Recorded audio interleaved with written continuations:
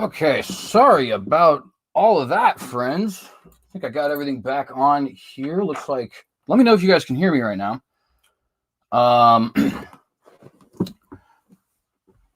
Let's see. Just wasted 2 minutes doing basically nothing. My apologies, friends.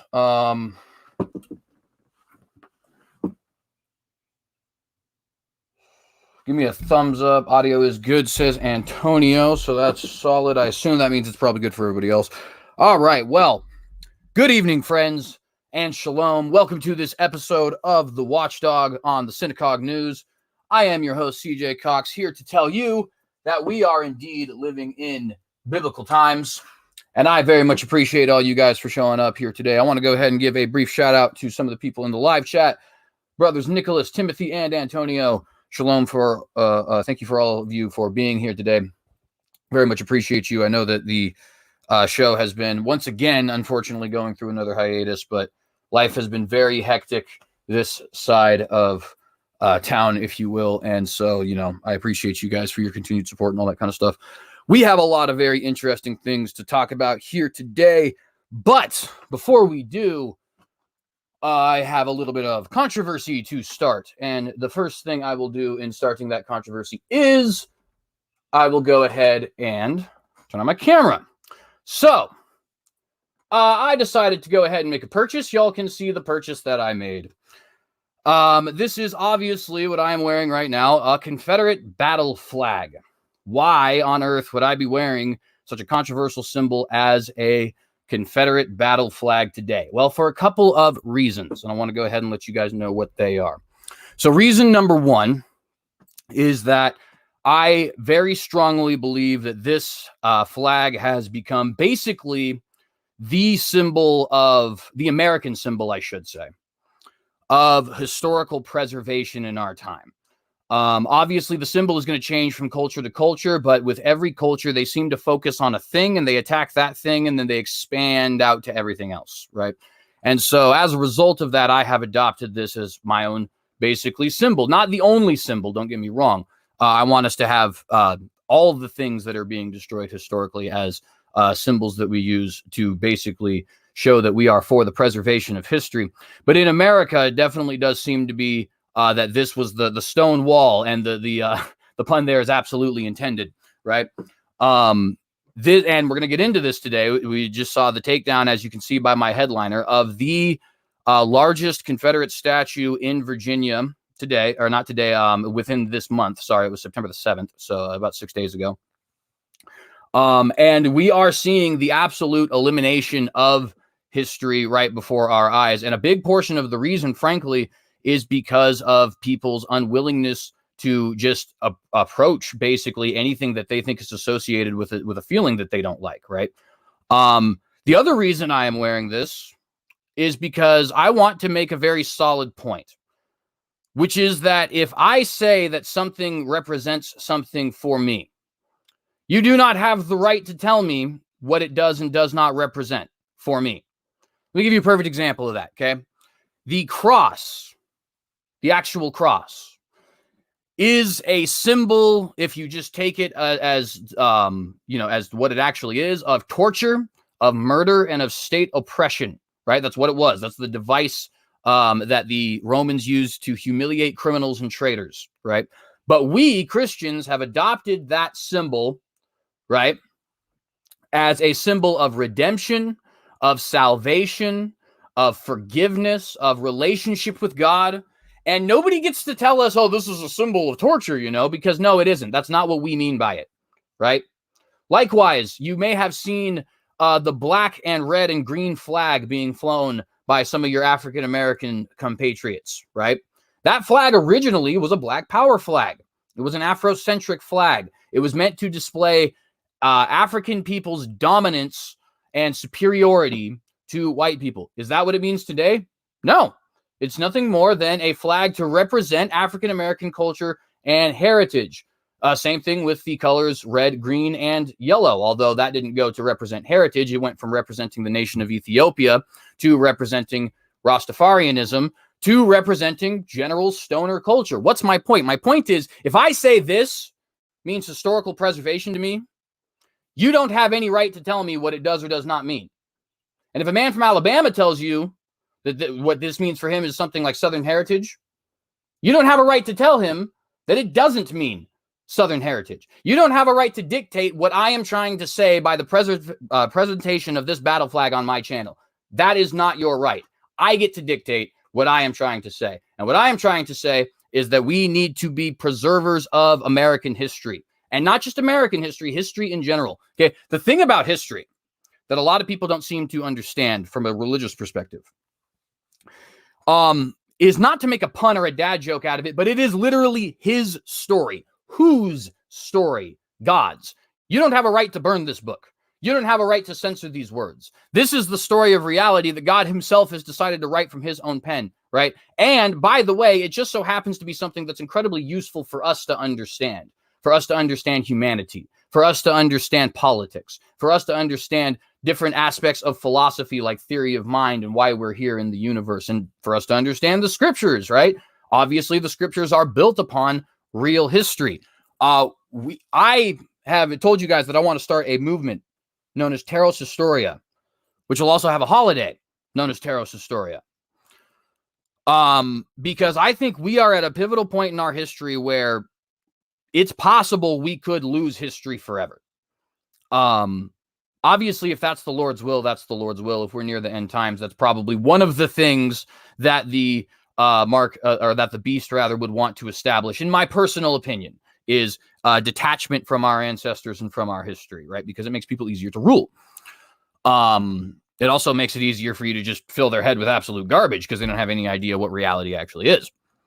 But at any rate, it is also possible that we have the ability, God-given at this moment, to actually fight back and preserve this self-same history today, right? So I would encourage all of you not only to adopt a different view of this battle flag as a symbol of the preservation of history and as a fight against those right or left who would hope to not only get rid of, but also distort history.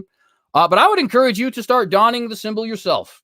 The only way you're going to get a symbol to actually change in the eyes of the public is to indeed don it for yourself and go out fighting for what you think it represents. Obviously, this is not something for racism by any stretch of the imagination. I believe, obviously, that neo-Confederacy is stupid, that neo-Nazism is stupid, that racism is stupid, that we are all one race, that we are all created by God. I got my good friend and brother in the Lord, Jill, in the live chat right now. You know, that I have no, what's the word there? Alliance. There's a word I'm trying to, kinship, that's what it is. I have no kinship, right, with the ideologies that are racism. But just like I don't have any problem with black people wanting to fly the flag of what was Afrocentrism at one point, right? I don't think anybody should have a problem with me wanting to don this symbol as a symbol of the preservation of our history and a fight back against this Marxist left, right? And so with that, that's my pre-article discussion for today. Let's now go ahead and jump into some of the things I want to talk about. Just one moment while I pull up the screen share here today. By the way, if you haven't done so, please consider liking and sharing this video. Please get it out to all the different social media platforms which you frequent. Of course, what good is a message without an audience to hear it? Please consider subscribing and hitting that bell to get notified every time I go live. I do post pretty irregularly. Well, no, that's not actually really true of this. It is kind of infrequently on the Watchdog, unfortunately. I'm trying to get it, though, to the point of where we're posting Monday, Wednesday, Friday every day. Or not every day, but every one of those days, right, every week. So if you guys are interested in that and us going live on that, please do consider subscribing here.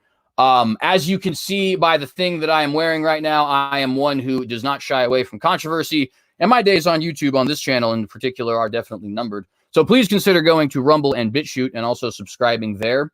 If you're interested in this podcast, there will definitely come a point here soon when those are the only places I'll be able to air this podcast, as well as my own website whenever I happen to get it.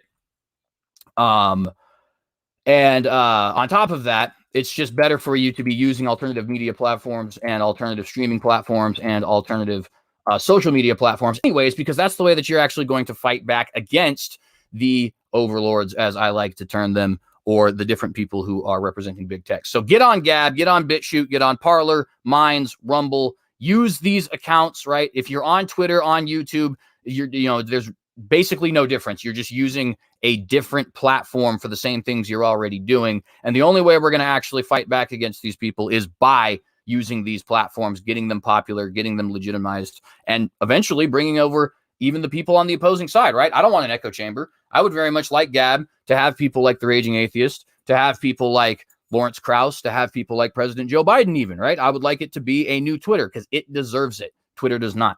So if you guys are interested in that sort of thing, definitely do consider getting those accounts, right? And of course, subscribing to your boy on there as well. So we're going to get into the headliner first because you might as well, right? The largest Confederate statue in the country, or excuse me, in Virginia. I don't know if it's in the country. I don't have a banner here, actually. Just one moment. Largest VA CSA statue down. Sorry about that. I thought I had the banner already up here. Anyways, the largest statue in Virginia, the largest Confederate statue in Virginia in particular, has officially been taken down. It's also one of the more famous ones. You've probably seen it before. I'm obviously going to show you a picture here soon because it'll be in the article. But it's the one of Robert E. Lee actually on top of his horse, and he's got a hat actually a lot like mine. I don't know if it's actually a fedora, but it certainly looks like one. And he is pointing in the direction in front of him. And it's a massive, absolutely massive statue. I think it's a little bit over 100 years old, if I'm not mistaken, but I could be wrong about that.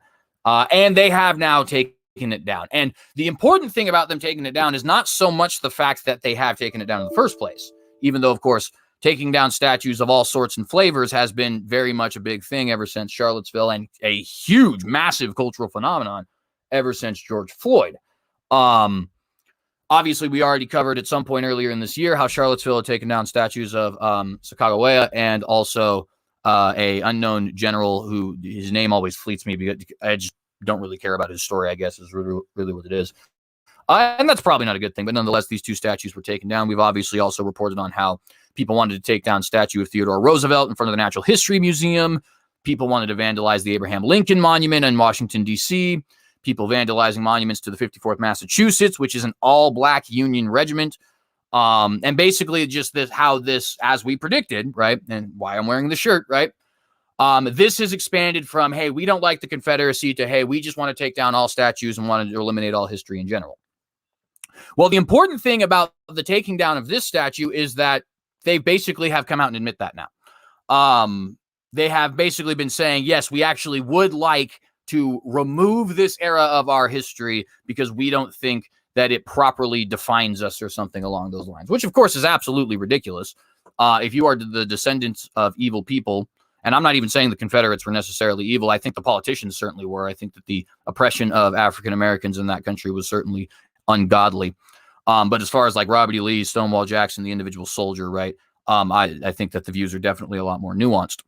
But nonetheless, even if you're descendants of, Nazis or Vikings or Islamic terrorists or somebody who is like vicious, right? You don't get a choice in that. You are a descendant of those people. That is the sovereign will of God, in my opinion. And that is just the way that works out. You get to do the best that you can do with that ancestry. And it, frankly, is your job to preserve the history of that ancestry, good or bad, right? So yes, actually, literally, the Confederacy does, in a way, define you, Virginia, as does the Revolution of 1776, as does the fact that you guys have so many different presidents and founding fathers, right? There's a lot of good things, in other words, about Virginian history. Jamestown, right, is a pretty awesome little story there. But this absolutely is a part of your history. It's part of what defines you. You don't get a choice in that, right? But nonetheless, they have now blatantly admitted it. And I want to go ahead and show that to you guys because as if it wasn't already obvious with the fact that they're taking down all these statues that have nothing to do with the Confederacy, now they're just actually saying the words that I'm saying, but in a positive light. So this comes from Yancey Bragg, Sean Jones, Bill Atkinson, and Tamika Jean Charles. It's from USA Today, which I know is a liberal and biased source, but as I've explained to you guys before, I like to use liberal sources because I think that it makes the point very strongly when they're saying what I'm saying, because it proves that I'm not being biased. And the article reads, Virginia removes Richmond's Robert E. Lee statue, its largest Confederate monument. And, oh, they don't have the picture up here anymore for some reason. They have a picture of a, I think that's Natalie Portman for some reason. I don't know. That's weird that the ad just showed up like that. It kind of disappoints me. I'll show you guys the picture of the statue here in a moment. Richmond, Virginia. And it just uploads on me for no reason. Sorry. Periodically likes to do that.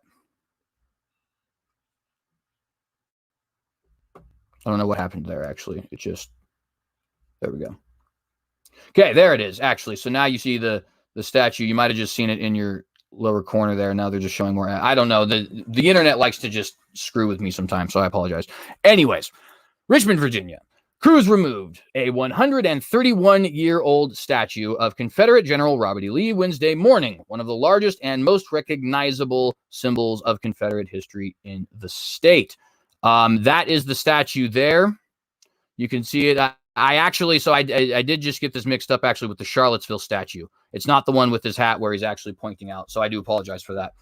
But nonetheless, you can see the statue right here. In fact, let's go ahead and listen to the video here. It's only 58 seconds. And they do a little bit of their own just personal reporting on it. Obviously good to get some context there from a source that is obviously different from yours truly.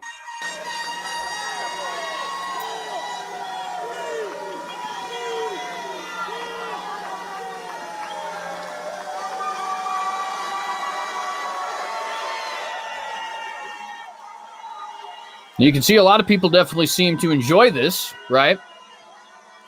I'll be honest, when I watch this video, it reminds me personally of the video of Iraqis taking down a Saddam Hussein statue.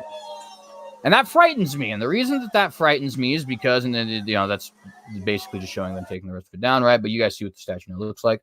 The reason that frightens me is because to have such a distorted view of history that these people become comparable to people like Vladimir Lenin, Adolf Hitler, and Saddam Hussein, right? To have this kind of distorted view of history, it can only happen, it can only exist, this ignorance, in a world, in an atmosphere, in an aura, if you will, where we have already degraded historical understanding to such an extent that people just simply do not get the nuances, right? People don't understand, for example, that Robert E. Lee was actually pro-union, that Robert E. Lee thought of slavery as an evil, though he did think of it as a necessary evil. And I don't believe that. I believe his opinions, which were white man's burden, are evil. That being said, they were certainly enlightened for the time, considering the era he grew up in, and he did consider it to be evil, to be a burden, right? People don't seem to understand that. People don't understand that he was ready and willing to be on the Union side up until his home state of Virginia decided to secede, right? What's the point? There's nuances here. This man is certainly not Saddam Hussein gassing 2 million Kurds. This man is certainly not Vladimir Lenin leading to the establishment of the USSR, which just absolutely ransacked Russia for 70 years, right? Not the same as Adolf Hitler killing 6 million Jews. Not the same is the point, right? Why don't people understand those nuances? Because we have already degraded our understanding of history to such an extent that this kind of ignorance is allowed to fester, right? Frankly, it was people having ignorance in history first that led to them being okay with removing history entirely. But nonetheless, we continue. By the way, you notice it says this is 131 years old. That means that it was established in 1890. A lot of times people will say, well, the reason these statues were built is because of the civil rights movements in the 30s, 40s, 50s, and 60s. Well, clearly that's not the case with this particular statue because it was in 1890. But of course, context doesn't matter to these people. And we're going to go ahead and move on. Workers harnessed the 12-ton statue, that's 24,000 pounds, and removed it from its 40-foot pedestal, eliciting cheers from hundreds watching. Some wore Black Lives Matter shirts and chanted, "Whose streets are streets?" and "Hey, hey, hey, goodbye." By the way, it's cool that it's cool to wear a Black Lives Matter shirt, apparently, even though that they're pro-Marxist. Marxism has, of course, slaughtered over 100 million people. But if anybody ends up getting a hold of this video and seeing that I wore this shirt, I'm obviously going to be labeled as a racist and a traitor and things of that nature. It's interesting how people's brains work, but nonetheless. They hugged and cried and celebrated the removal of the final Confederate memorial along Monument Avenue, which got its name from the parade of Confederate monuments along its path. Quote, "It was a symbol of hate," end quote, B. Gardner of Richmond exclaimed rather. Now his 8-year-old niece, quote, "can grow up honoring her racial identity rather than a lost history," end quote. Did you catch that? She can grow up honoring her racial identity rather than a lost history, right? She's just coming out and saying, yes, actually, I want this history to be lost. I don't want people to honor this history. I would like it to be gone. She doesn't say a fiction. She doesn't say a system of, or he rather. It doesn't say a system of white supremacy or anything like that. No, the history. He doesn't want that being honored. He wants that lost. What should we honor? Things like racial identity, apparently, which, of course, is outright racist. Right? But let's just go ahead and ignore that. We can honor, and by the way, I'm not saying you shouldn't have any pride in where you come from. That's not what I'm saying. I'm just saying, like, if we want to put racial identity on a pedestal, that's literally racism, right? And we're in the process of doing that, saying, hey, we want to degrade history and have it lost because that's not something that's worthy of honor, right? It gets worse, though. It's not just this random B. Gardner of Richmond, right? Because who's he? Governor Ralph Northam watched the statue come down, and said the removal was overdue because Confederate history does not represent what Virginia is. There you have it again. This isn't representative of us, right? We'd like to wash away that Virginia ever was a part of this Confederacy. Why? I guess I don't know. Let's let him speak for himself. Quote, "The public monuments reflect the story we choose to tell about who we are as a people," end quote. The governor said, quote, "It is time to display history as history and use the public memorials to honor the full and inclusive truth of who we are today in the future," end quote. Now, obviously, you have to remember that Governor Ralph Northam is a politician, right? But let's go ahead and look at the nuance here of what's being said. So first off, the public monuments reflect the story we choose to tell about who we are as a people, right? So you are the center of the Confederate government. That's a fact. Richmond was the capital of the Confederate government for most of its existence. Montgomery was for a little bit, but it was Richmond for most of its existence. And the most popular and important front of the war was the Eastern Theater, which took place primarily, in this, state kind of rhymes a little bit with Virginia.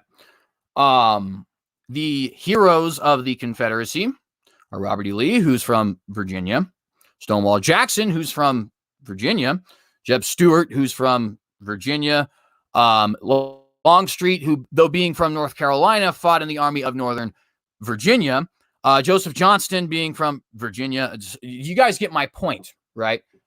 So you actually are the center of this Confederate government. You don't have a choice in that. What you do have a choice in is whether or not you're going to tell your history. And what does he say about that? The public monuments reflect the story we choose to tell about who we are as a people. In other words, we're not going to choose to tell this story. It's kind of like if you were to write an autobiography and maybe in your 20s, you were a gangbanger and a druggie, right? And so you decided in this autobiography, I'm just going to not include the years 21 to 29 in this autobiography because I don't want people to know that I was a gangbanger and a druggie. Well, what you've done now is you have skewed the view of history, right? You've destroyed part of this history. You have created a false narrative about your life that doesn't actually give you the full picture and could eventually lead to some other skewings of history, right? That's exactly the point. That's exactly the point, right? What you're doing is you are removing the stories you're telling about yourself because you happen to think that they're bad stories. And it doesn't matter if they're bad stories or not. You don't have that right. But notice he also says in his Orwellian doublespeak, it's time to display history as history. And how do we do this? By using public memorials to honor the full and inclusive truth of who we are today. So we honor history by building statues to 21st century, in other words, modern and contemporary, and therefore not history, cosmopolitanism. I don't know. Maybe I'm missing something, but I don't see how exactly that is displaying I don't see how displaying the present in an ethnically diverse manner is in any way displaying history as history was. That those are not the same thing in any way, shape, or form. One is over this side, the other is over on this side, right? But of course, it's this Orwellian doublespeak that we see from Democrats and Republicans, unfortunately, members of the media, and what have you. About 200 people gathered in a fenced-off area to watch crews take down the statue, or take the statue apart, rather, including Rayshawn Graves of Richmond. Quote, if these statues were to come alive, they would probably not appreciate me or the fact that I'm a free and equal citizen, end quote, Graves said. And this, of course, just once again displays ignorance of the people who are being talked about. Now, obviously, Robert E. Lee was a racist. Virtually everybody in the 1860s was a racist. Abraham Lincoln, for example, would also be considered a racist by our modern standards. In fact, even a lot of the African-American people were also racist. For example, W.E.B. Du Bois, or Webb, if you want to call him that, I guess, but it's, it's an acronym, W.E.B. He was rather black supremacist, right? Marcus Garvey was definitely a pretty racist person.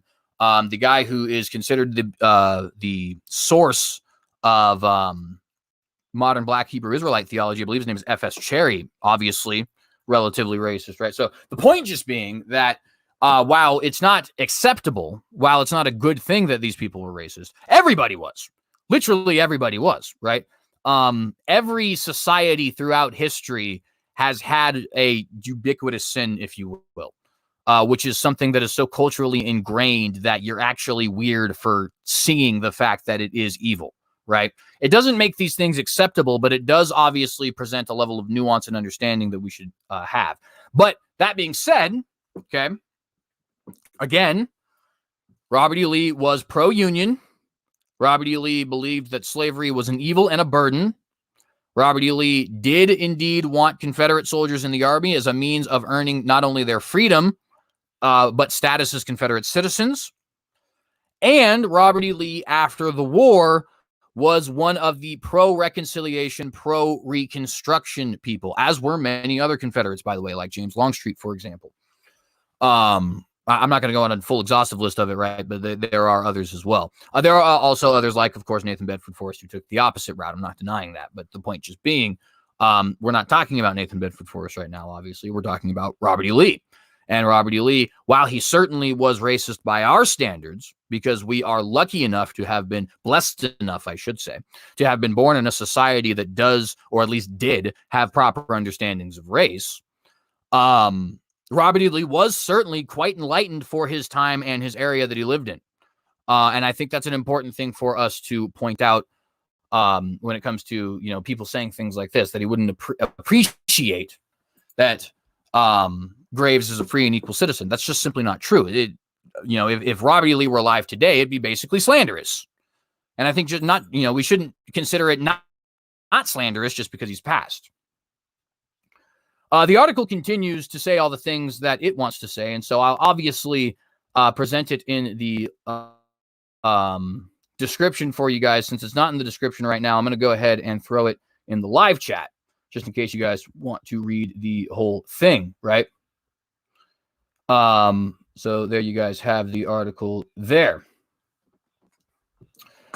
But we're limited on time, sorry. So that's why I'm kind of trying to move on here. There are a few other things I want to talk about here today as well. So we're going to go ahead and move into those now. So the next thing I want to talk about today is the UN General Secretary publicly affirms what we already knew.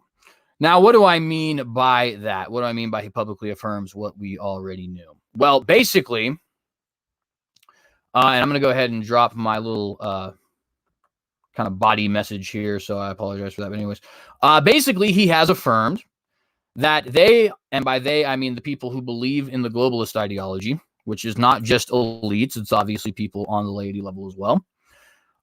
They certainly do believe that we are at what they would call a pivotal moment in our history, and they want to use this moment as a means of establishing their agenda globally. What is this moment? It is two things. Number one, COVID-19.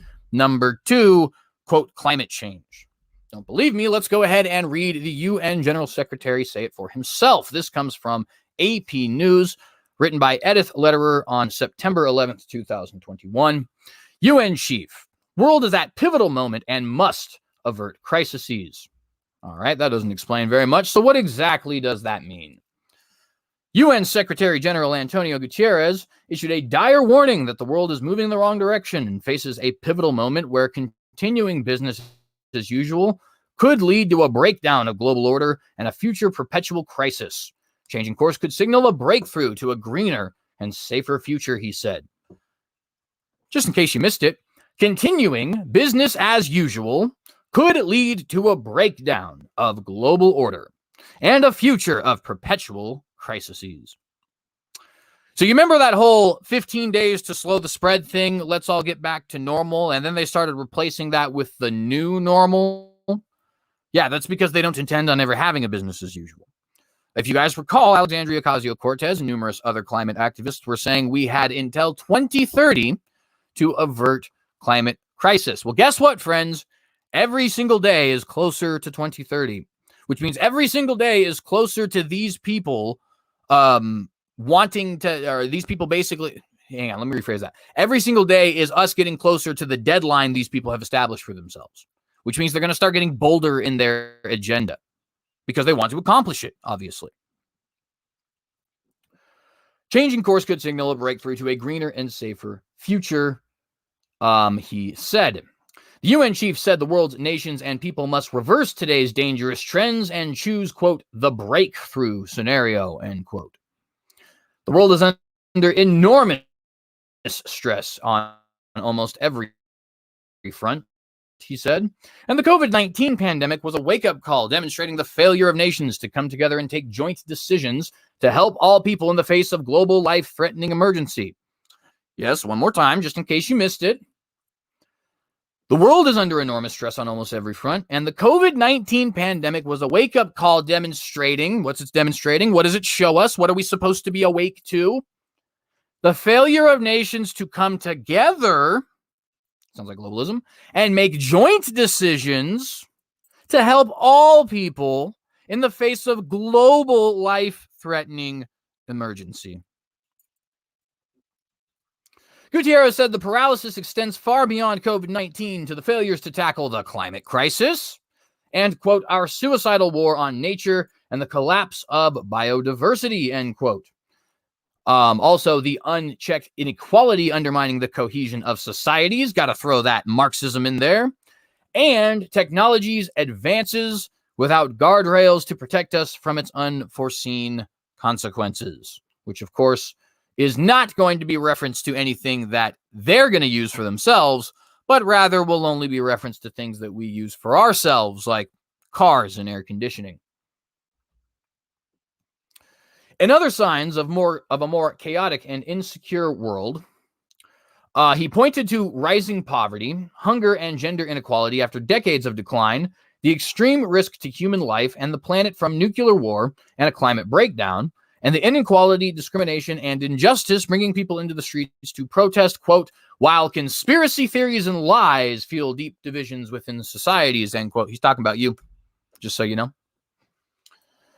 In a horizon scanning report presented to the General Assembly and at a press conference Friday, Gutierrez said the vision for the breakthrough scenario to a greener and safer world is driven by, quote, the principle of working together, recognizing that we are bound to each other and that no community or country, however powerful, can solve its challenges alone. What's that famous Hillary Clinton saying? It takes a village. Apparently, it takes a planet, according to Gutierrez. The report Our common agenda is a response to last year's declaration by world leaders on the 75th anniversary of the United Nations and the request from the Assembly's 193 member nations for the UN chief to make recommendations to address the challenges for global governance. In today's world, Gutierrez said, quote, the global decision-making is fixed on immediate gain, ignoring the long-term consequences, of decision or indecision. He said multilateral institutions have proven to be, quote, too weak and fragmented for today's global challenges and risks, end quote. What's needed, Gutierrez said, is not new multilateral bureaucracies, but more effective multilateral institutions. You ready for this? Including a United Nations 2.0, more relevant to the 21st century. Quote, and we need multilateralism with teeth, end quote. Ladies and gentlemen, teeth are used to maim, to kill, to destroy, to consume. And this man believes we need a United Nations 2.0 for the 21st century that includes multilateralism, meaning government coming from a global coming from a global body rather than from the sovereign nation. We need multilateralism with teeth. Antonio Gutierrez happens to be a Catholic, by the way. I'd just like to point that out. So does the President of the United States, and we have a Jesuit Pope in the Vatican right now. Just saying. Just saying. Oh, and by the way, 6 of the 9 Supreme Court justices are confirmed Catholic, 1 is believed Catholic, and the other 2 are Jewish. So that means 7 out of 9 are loyal to the Catholic Church. Also, just saying, Nancy Pelosi is a Catholic too. Also, just saying, I don't know, I'm just saying there seems to be an awful lot of very powerful Catholic people, and of course, we know from Revelation 17 that that's exactly what the Lord has prophesied to us. Not coming out against Catholic people, the individuals, but the institution, okay? But you guys should know that by now if you're watching this program. In the report outlining his vision to fix the world, Gutierrez said immediate action is needed to protect the planet's most precious assets from oceans to outer space. I don't understand how outer space could possibly be an asset for the planet. That's literally the exact opposite of what that means, but that's okay. To ensure it is livable and to deliver on the aspirations of people everywhere for peace and good health. The Bible says something about when they say peace, peace, then sudden destruction comes. He called for an immediate global vaccination plan. I mean, do I really need to continue? Oh my goodness. And remember, friends, that the prophet John did actually tell us that there would be a mark you'd have to take in order to buy or sell, and that there would be a number of this mark. It's the number of a man. That number is 666. Are we seeing the signs? I think we're seeing the signs. He called for an immediate global vaccination plan implemented by an emergency task force, saying, quote, investing $50 billion in vaccinations now could add an estimated $9 trillion to the global economy in 4 years, end quote. Now, of course, how could it do that? Well, because we're going to shut down the economy if you don't let us actually have our global vaccination plan. The report proposes that a global summit of the future take place in 2023 that would not only look at all these issues, but go beyond traditional security threats, quote, to strengthen global governance of digital technology and outer space. Yes, to strengthen global governance of digital technology and of outer space, and to manage future risks and crises, end quote. He said, it would also consider a new agenda for peace, including measures to reduce strategic risks from nuclear weapons, cyber warfare, and lethal autonomous weapons, which Gutierrez called one of humanity's most destabilizing inventions. The Secretary General said a new United Nations Futures Lab will push regular reports on megatrends and risks. He said the COVID-19 pandemic has also exposed deficiencies in the global financial system. We need that one world currency too, that one world economic center, right? One world central bank. To tackle these weaknesses and integrate the global financial system with other global priorities, Gutierrez proposed holding summits every 2 years of the 20 leading economies in the G20, the UN's Economic and Social Council, the head of international financial institutions, including the International Monetary Fund and World Bank, and the UN Secretary General. He also called for the correction of, quote, a major blind spot in how we measure progress and prosperity, end quote, saying gross domestic product, or GDP, fails to account for, quote, the incalculable social and environmental damage that may be caused by the pursuit of profit. Here we go with this Marxism again. By the way, if you're saying, hey, I think you're reading a little bit too much into this, I don't think this is Marxism. Well, not only did I already tell you guys how this man is a Catholic, and the Catholic Church currently accepts what we call liberation theology or the social gospel, but also Antonio Gutierrez is actually a former socialist prime minister of Portugal. Look it up for yourself. Perhaps we should do an episode on him himself, just 1 full hour on him. Maybe I'll even put that on Patreon at some point to incentivize people, but we'll see what happens. Excuse me. Quote, my report calls for new metrics that value the life and well-being of the many over short-term profit of the few, end quote, Gutierrez said. And of course, what that actually means, he can't tell us, but nonetheless. It also calls for a new emergency platform that would be triggered automatically in large-scale crises compromising governments. The UN system, international financial institutions, civil society, the private sector, and others. Gutierrez also proposed repurposing the UN Trusteeship Council, whose work is largely completed, quote, to create an intergovernmental body for intergenerational issues, end quote, that would be a platform to consider the interests of the entire human family, present and future.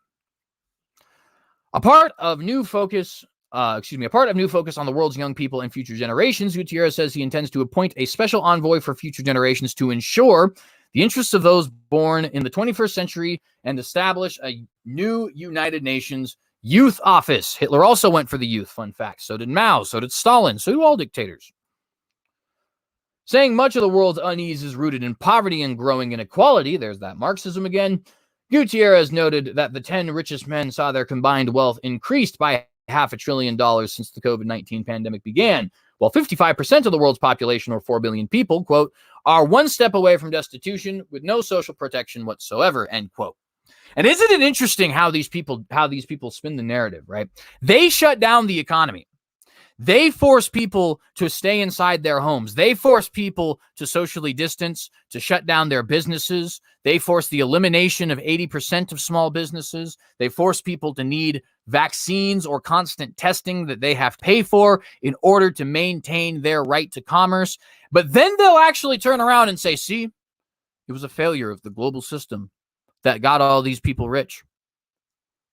And then we wonder why guys like Jeff Bezos, why guys like Jeffrey Zuckerberg, why guys like, Mark Zuckerberg, why guys like Bill Gates, why guys like Warren Buffett, why guys like even Elon Musk for a long period of time seem to have such an alliance with people who are Marxists. Well, it makes them rich. Marxism establishes a very elite top and a very poor bottom. And then they use that growing inequality that they caused to say, see, we need more Marxism. To address the threats to social stability, the UN chief recommended a series of measures, quote, to provide universal health coverage. Yes, global universal health coverage. Education, global universal education. Housing, global universal housing. Decent work, global universal income, and income protection for everyone. That's just basically the same thing everywhere, end quote. Gutierrez proposed holding a World Social Summit in 2025 on global efforts to address these issues and repair the social fabric. The Secretary General also proposed global action to tackle disinformation and conspiracy theories. He's talking about you, talking about yours truly. And promote facts, science, and integrity in public discourse. He's about to rip open his shirt and show the S on his chest, for he is super dude. These people are a joke, man. Quote, "We must make lying wrong again," end quote, he said. It's funny that he actually is so against Trump, yet he will parrot Trumpian language. Anyways, that's the end of that article there. Super fun times, right? Super fun times. Once again, going to go ahead and drop this in the live chat for y'all. Boom. And boom. And hopefully at some point we will actually have that in the description again for you. Unfortunately, I just haven't been very good at setting up these descriptions. Life has been very hectic recently, so I apologize, friends. Got one more thing I want to talk about with you guys today, and then we'll be back, if the Lord is willing, on Wednesday. And that is to do with Texas abortion and what we see here now as Texas versus the federal government. So U.S. Justice Department has sued the state of Texas over its new abortion law, and Attorney General Merrick Garland is calling it unconstitutional. Now, of course, Garland has an idea that the Constitution is, quote, a living document, which means it needs to be interpreted as we understand it and in our modern context, not as the original writers understood it, which, of course, is an absolutely ridiculous opinion. And there is no text on the entire planet that is to be understood in that way. But the reason I bring it up is just to say that Merrick Garland's opinions are automatically disqualified when it comes to what is and is not constitutional. Frankly, we have this idea in the United States that there's actually multiple ways to view the Constitution, right? That's not true. You are either an originalist, in which case you view the Constitution correctly, or you're wrong. It's literally that simple. That's how you understand any document on the planet, is as the writer originally intended it. Doesn't matter if it's the Constitution, doesn't matter if it's the Declaration of Independence, doesn't matter if it's the Federalist Papers, doesn't matter if it's the Bible, doesn't matter if it's the Iliad. Every text on the entire planet is to be understood as the author wanted it to be understood, and not as the culture wants it to be understood. Now, it could be that the author is wrong in some way, right? A famous example of that is actually the reason I use my logo as a Rorschach symbol, right?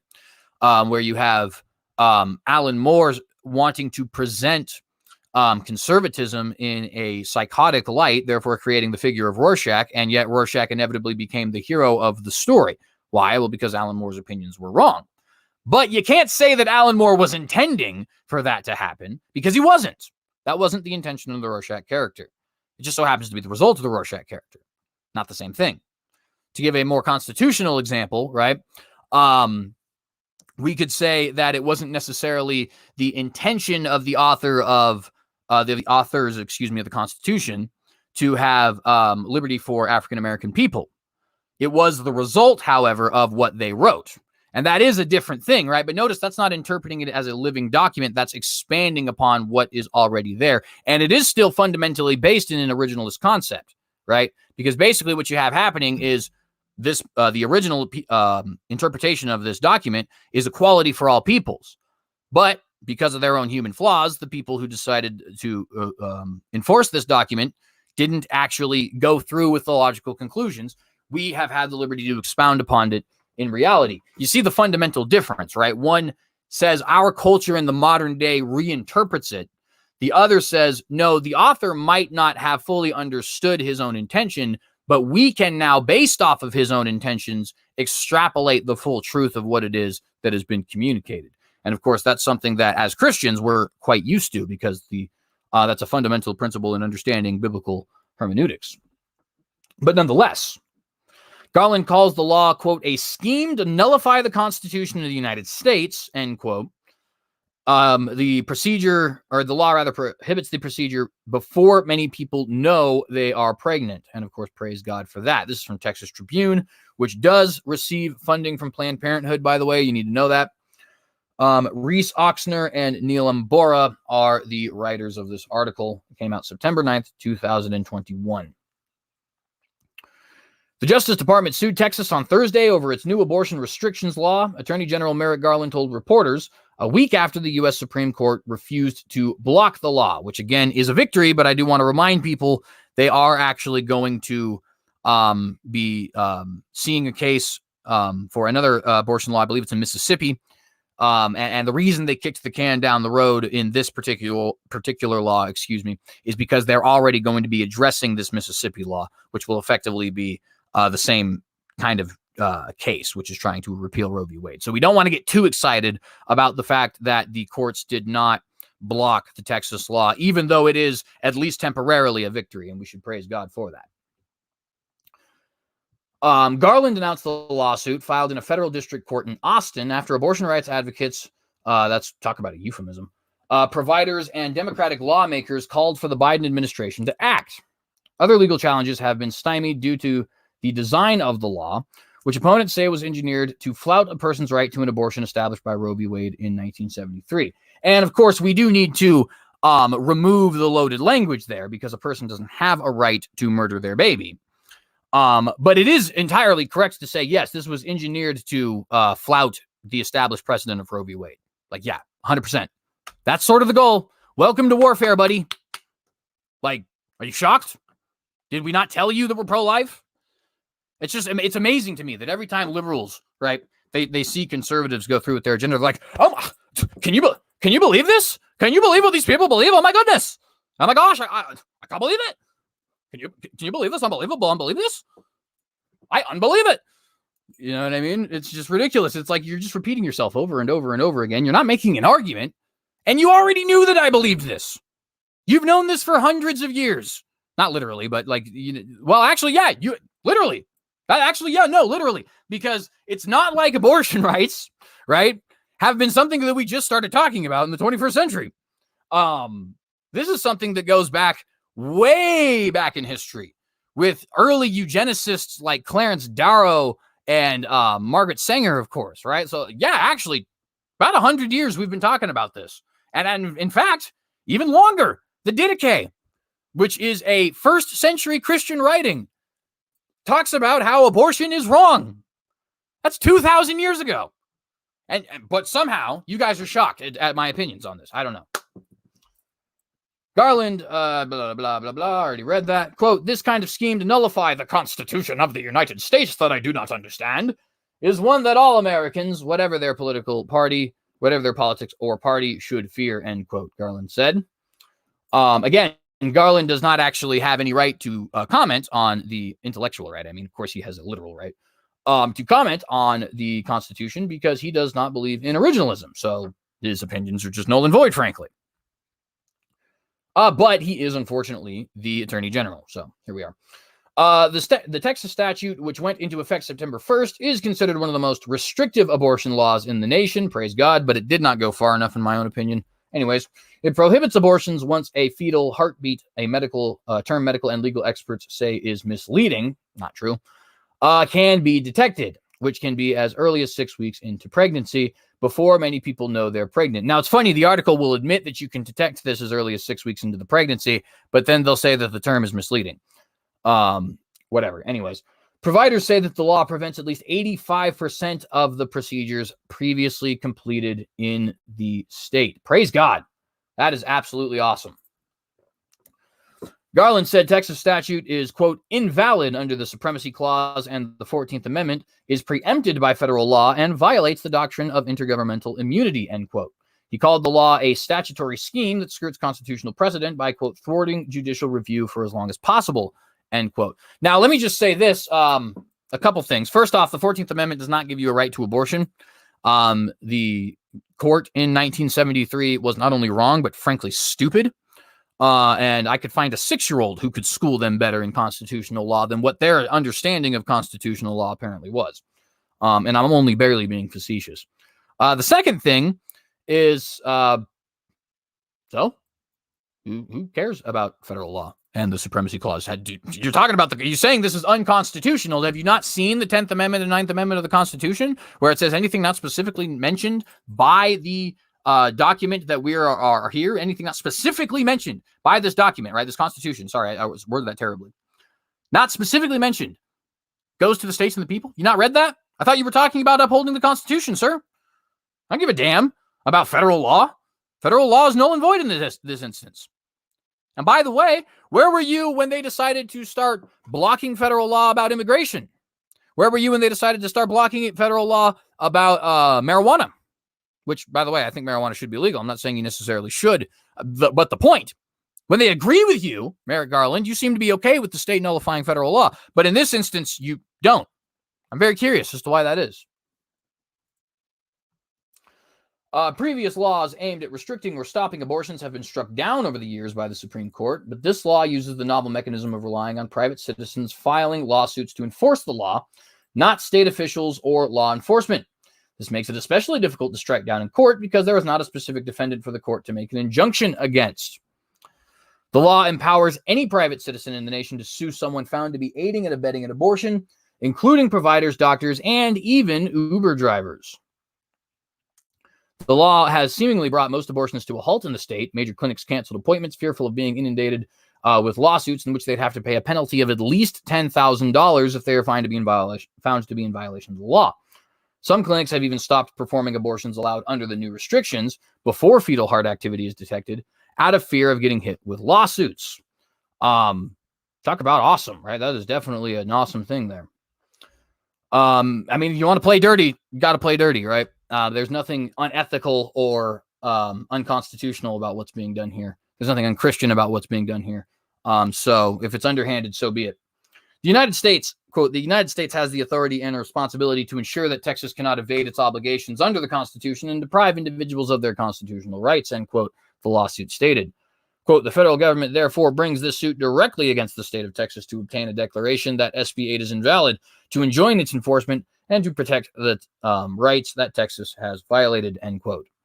Renee Eze, Governor Greg Abbott's press secretary, condemned the lawsuit shortly after it was announced. Quote, unfortunately, President Biden and his administration are more interested in changing the national narrative from their disastrous Afghanistan evacuations and reckless open border policies instead of protecting the innocent unborn.